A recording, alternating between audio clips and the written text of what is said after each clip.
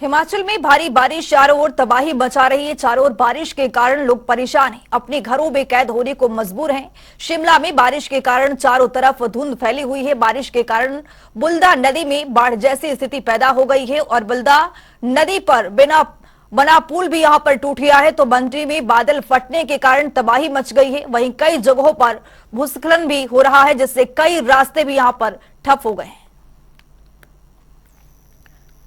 तो ये 6 तस्वीर आपके सामने है। सोलन में भूस्खलन की तस्वीर है। बद्दी में भी लगातार यहां पर लैंडस्लाइड का जो मामला सामने आ रहा है। ज्वालामुखी में भी आपको बता दें कि लैंडस्लाइड का ये मामला सामने आया है। मंडी में बादल फटने की घटना है। नालागढ़ में पुल टूट गया है। शिमला में भारी बरसात हुई है, जिससे धुंध जैसा यहां पर प्रकोप देखने को मिल रहा है। लगातार यहां पर कई जगह बादल फटने की खबर है, तो भूस्खलन की खबर है। पूरी तरह से यहां पर कुल मिलाकर जनजीवन अस्त व्यस्त हो गई है। लोग परेशान हो गए हैं। कई करोड़ की यहां पर चपत लग चुकी है। तो ये 4 तस्वीर देखिए, बारिश किस कदर कहर मचा रही है। जहां जहां बारिश से तबाही मची हुई है, कहीं मकान जमींदोज हो गए थे, तो कहीं भूस्खलन से सड़कें बंद हो गई हैं। वहीं मंडी में एक बार फिर ब्यास नदी का प्रकोप जारी है। नदी का बहाव इतना तेज है कि मानो अपने साथ सब कुछ बहा ले जाए। तो वहीं सोलन में बारिश के बाद पुल बिल्कुल क्षतिग्रस्त हो गया है। ये 4 तस्वीर भी आपके सामने, शिमला, कांगड़ा, मंडी, सोलन। इनके अलावा भी कई जगह भारी बरसात हो रही है, लेकिन शिमला, कांगड़ा, मंडी, सोलन ये 4 ऐसी जगह हैं जहां पर भारी नुकसान की खबर है। लोगों की जनजीवन पूरी तरह से अस्त व्यस्त है। लोग परेशान हैं बादल फटने से, बरसात होने से। तो वहीं आपको लैंडस्लाइड से भी लोग परेशान हैं।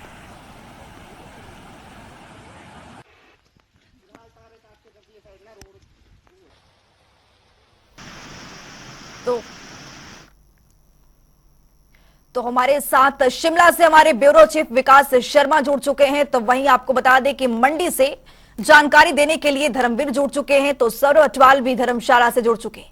सबसे पहले रुख करेंगे विकास शर्मा के पास। विकास, जिस तरह से भारी बरसात हो रही है, शिमला में धुंध जैसी स्थिति पैदा हुई है, क्या कुछ अपडेट है ग्राउंड जीरो से?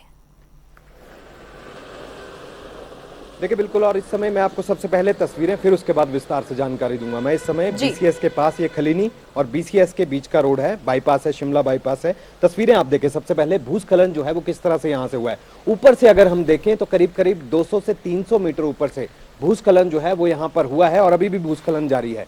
बड़े पेड़ जो हैं, 3 से 4 बड़े पेड़ जो हैं वो यहाँ पर जमींदोज हुए। उसकी चपेट में कई गाड़ियां जो है वो जरूर यहाँ पर आई थी। एक ट्रक जो है वो बाल बाल बचा। अभी आप तस्वीरें कैमरे की नजर से अगर आप देखें तो दूर एक जेसीबी जो है मशीन वहां पर खड़ी है और उसके साथ ही पीछे एक ट्रक है।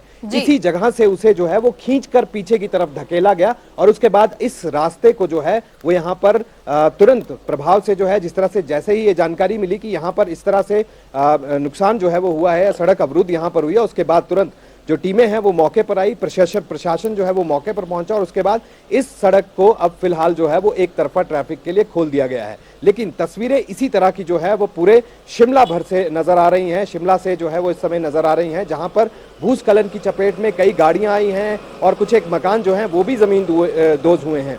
एक तरफ शिमला शहर के अंदर अभी तक कोई कैजुअलिटी जो है वो उसकी खबर नहीं है, लेकिन शिमला शहर के बाद अगर हम बात करें, जो मशोबरा बल्दियां का इलाका है, वहां पर 2 माइग्रेंट लेबर जो है उनका जो है वो एक कपल था वहां पर, और उसका भूस्खलन की चपेट में आने के बाद उनका जो है वो यहाँ पर मौत की खबर जो है वो सामने आई है। लेकिन इसके अलावा अगर पूरे शिमला की मैं बात करूं तो भूस्खलन की चपेट में कई ऐसे रास्ते, सड़कें जो है वो बिल्कुल पानी से लबालब भरी हुई थी और आज सुबह से ही मूसलाधार बारिश हो रही थी। अब हल्की बारिश जो है वो थोड़ा जरूर यहाँ पर कम हुई है। इसी के बाद अब तुरंत राहत और बचाव कार्य जो है वो चलाए जा रहे हैं। जगह जगह जो पेड़ जमींदोज हुए हैं, मकानों के ऊपर पेड़ गिरे हैं या फिर भूस्खलन की चपेट में कई गाड़ियां आई हैं, उनको हटाने का काम जो है वो यहाँ पर किया जा रहा है। मौसम विभाग का जिस तरह से पूर्वानुमान था, ठीक वैसा ही ये पूर्वानुमान जो है वो साबित हो रहा है। बीते कल यानी मंगलवार देर रात से ही जो लाइटनिंग थी वो बहुत जोर से यहाँ पर हो रही थी, पूरे शिमला में जो है वो देखने के लिए मिली। उसके बाद से ही मूसलाधार बारिश जो है वो यहाँ पर हो रही थी। 2 बजे का समय है, 2 बजे तक जो है वो बारिश यहाँ पर मूसलाधार तरीके से हो रही थी। अब बारिश थोड़ी कम हुई है, राहत के साथ प्रशासन जरूर यहाँ पर ले रहा है, लेकिन जो खौफजद लोग हैं वो डरे हुए हैं, लोग खौफजद हैं, वो इसलिए क्योंकि जो मकानों को खतरा है वो यहाँ पर बना हुआ था और अभी जी। भी बना हुआ है। कुछ मकान जो है जमींदोज हुए हैं और ज्यादातर भूस्खलन की चपेट में कई गाड़ियां आई हैं। सड़क संपर्क मार्ग तो आप मान के चलिए कि शिमला शहर के अंदर पूरी तरह से जो जीवन है वो अस्त व्यस्त जो है वो यहाँ पर नजर आ रहा है। तो चलिए अब आपको उससे ले चलते हैं मंडी, जहां पर धर्मवीर बताएंगे। मंडी में धर्मवीर लगातार बादल फटने की भी घटना सामने आई है, क्या कुछ अपडेट है? जी, मंडी जिला की बात करें तो लगातार जो है बीती रात से बारिश जारी है और इस दौरान जहाँ से भूस्खलन की घटनाएं सामने आई है, वही आपको बता दें कि ये 2 जगह जो है फ्लैश फ्लड की घटनाएं सामने आई है। पहले फ्लैश फ्लड की घटना जो है सराज से उकला से सामने आई है, जहाँ पे जो है एक स्कूल और 2 घर बह गए हैं। वही 3 लोग यहाँ पे मलबे में दब गए थे इस फ्लैश फ्लड के कारण और उन लोगों को जो स्थानीय लोगों के द्वारा ही रेस्क्यू कर दिया गया है। वही दूसरे फ्लैश फ्लड की बात की जाए तो प्रासर के बाद कटौला के पास बागी नाला है, उस बागी नाले में अचानक भयंकर बाढ़ आ जाती है और पानी जो है लोगों के घरों में घुस जाता है। बताया जा रहा है कि यहाँ भी 2 लोग फंसे हुए हैं और एनडीआरएफ की टीम मौके पर जो है रवाना हो गई है। जानकारी जो है साझा की है इस बारे में एसडीएम सदर ओमकार ठाकुर ने। उन्होंने बताया कि एनडीआरएफ की टीम को मौके पर भेज दिया गया है रेस्क्यू ऑपरेशन के लिए और स्थानीय लोग भी जो है रेस्क्यू ऑपरेशन में जुटे हुए हैं। हालांकि मंडी जिला की बात करें तो रेस्क्यू टीम को मौके पर पहुंचने के लिए दिक्कतों का सामना करना पड़ रहा है, क्योंकि चंडीगढ़ मनाली नेशनल हाईवे की बात की जाए या मंडी पठानकोट नेशनल हाईवे की बात करें तो दोनों ही नेशनल हाईवे बंद पड़े हुए हैं। वहीं अगर बसंती मार्ग कुल्लू कोटौला की बात की जाए तो वह मार्ग भी बंद पड़ा हुआ है। यहाँ भी 2 जगह लैंडस्लाइड हुआ, जिस कारण जो है रेस्क्यू ऑपरेशन करने में भी जो है टीम को जो है कठिनाइयों का सामना करना पड़ रहा है। वहीं आपको बता दें कि एक दुखद मौत भी जो है सिराज क्षेत्र में हो चुकी है। यह व्यक्ति जो है सुबह अपनी गौशाला में गया था और गौशाला के अंदर ही दबने से इसकी मौत होगी। अचानक गौशाला जो है दब गई और यह व्यक्ति उस समय गौशाला के अंदर था और उसकी मौत हो गई है, दुखद मौत हो गई है इसकी। और वही आपको बता दें कि अन्य सड़कें भी बंद है, नदी नालों का जलस्तर लगातार बढ़ रहा है। प्रशासन की भी लगातार लोगों से अपील है कि इस बारिश के चलते जो है हिदायत दी जा रही है प्रशासन की ओर से कि घरों से ना निकले और सुरक्षित स्थानों पर रहे। अगर किसी तरह की जो आपदा आती है तो जो आपदा प्रबंधन की तरफ से जो नंबर दिए गए हैं उन पर जरूर संपर्क करें। जी, चलते सौरठवाल के पास। सौरठवाल, धर्मशाला की क्या कुछ स्थिति बनी है, क्योंकि हिमाचल में पुरजोर तरीके से यहाँ पर बारिश हो रही है, लोग परेशान हैं। धर्मशाला की स्थिति बताइए, क्या कुछ स्थिति है?